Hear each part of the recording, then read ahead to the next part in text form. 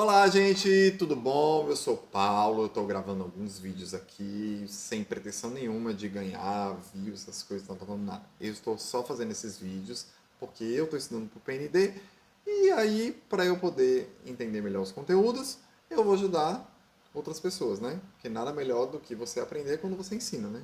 Teoria freiriana, inclusive. Então, hoje eu vou falar, nesse vídeo agora, eu vou falar sobre o TRI, que é o algoritmo do INEP, que eu vou, ó, teoria de resposta ao item. Vou dar até uma lida aqui, porque a gente só decora a sigla, né? E o TRI. Vamos lá. Vou tentar explicar rápido para vocês o que é o TRI.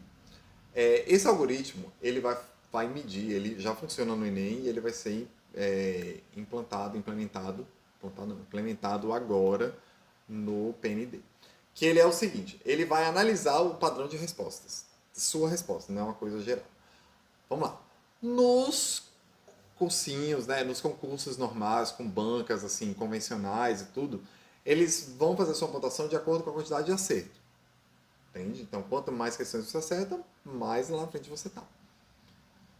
O TRI é um pouquinho diferente. O TRI vai pegar o quê? Ele vai analisar o seu padrão de resposta. Então, por exemplo, eu tenho três blocos de questões. Eu tenho as questões fáceis, as questões médias e as questões difíceis. Se eu acerto muitas questões fáceis, acerto mais ou menos nas questões médias e acerto poucas questões difíceis, eu estou no padrão. Então, minha nota vai ser uma nota um pouco acima da média.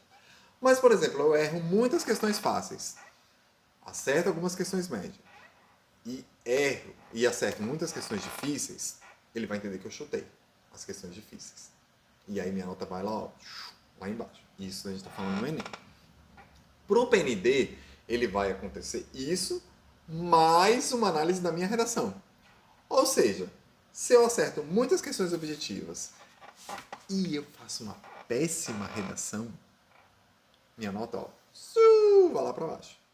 Então, ou seja, a redação vai ser o diferencial. E para a gente fazer uma redação boa, a gente precisa de quê? De teoria. A gente precisa estudar a teoria. Então não adianta pegar esses macetes de cursinho, essas mães de cursinho. Ah, você vai pegar isso, vai falar isso, vai falar aquilo, vai falar aquilo. Se você não tiver teoria, você vai fazer uma péssima redação. Aí sua nota vai lá para baixo. Lembre-se que na redação tem 5 blocos que eles vão corrigir. O primeiro bloco, ó, tô olhando aqui no computador, viu? Ó, o domínio da, do, da norma culta. Né? Então ele vai avaliar se você consegue escrever bem, corretamente, se suas frases estão fazendo sentido, se tem a ver, se tem pontuação, se está tudo certo. O segundo bloco é se você consegue compreender o enunciado, se o que ele escreveu está fazendo sentido, se você conseguiu responder o que a redação pediu. O outro é a organização das informações, se você consegue organizar as informações de forma sequencial, por exemplo. Produção, desenvolvimento, a sua opinião e a conclusão. Se tudo está alinhado, né? Aí você tem o conhecimento dos mecanismos linguísticos, entendeu? Que está vendo se está tudo correto, que também é essa parte da coerência e da coesão. E por último, é se o que você falou, além de fazer sentido, tem embasamento. Entendeu? Por quê? Lembre-se, diferente do Enem, que são os alunos do ensino médio, eles ainda não têm um conhecimento que um professor de graduação deve ter, ou espera que ele tenha. Entendeu? Então, se você é um docente ou uma docente de graduação, ou então está terminando agora o curso, no mínimo você tem que saber teoria. Então, para você saber teoria, você precisa estudar, ver teoria. Então, não adianta pegar resumo, não adianta pegar nada. Então, assim, como eu vou fazer a prova para pedagogo, nos próximos vídeos eu vou explicar alguns teóricos que eu peguei, alguns livros que podem ajudar na construção dessa redação. Lembrando, né, eu já fiz 5 anos de graduação, tenho 2 anos de mestrado, tenho especialização, que foi mais um ano de especialização, tenho mais alguns outros, então eu já li muita coisa, entendeu? Então eu já sei mais ou menos o que a gente pode aproveitar e o que não pode aproveitar. Vou falando isso com vocês com mais calma de alguns livros que vocês podem ver, esses são dos outros vídeos. Mas o que eu quero falar aqui para vocês é sobre o TRI. TRI, essa parte super, super, super importante. Então, estudem teoria, estudem, peguem vocês que vão fazer licenciaturas específicas, vão estudar quais são os teóricos da área de vocês que estão falando alguma coisa, que estão falando coisas importantes, que estão falando coisas que são básicos, que são, bem entre aspas, clássicos, né? Que todo mundo deve saber. E aí vocês começam a conversar. Para vocês elaborarem um repertório, entenderem mais ou menos o que pode esperar. Pode ser que caia, por exemplo, pode pedagogia, pode cair sobre questão de inclusão, pode cair sobre indígenas, pode cair sobre parte de cotas, pode, enfim, pode cair sobre tecnologia da informação, entendeu? Então, tipo, tem muitos assuntos da gente da pedagogia que vai cair muitas coisas, mas das licenciaturas específicas, né, das licenciaturas de História, Geografia, Ciências Sociais, Sociologia, Química, Física, Artes, Matemática, Letras, Biologia, enfim, Filosofia, sei lá, religião, eu acho que vai cair religião, não sei, tenho certeza.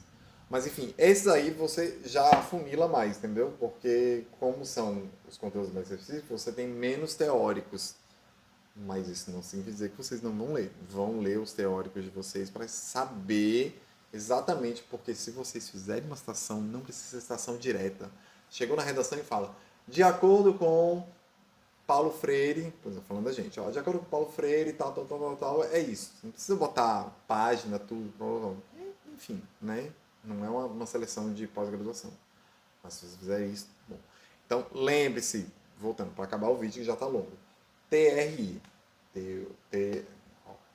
ó, teoria de resposta ao item. Teoria de resposta ao item, TRI. Não adianta chutar. Se chutar, entendeu?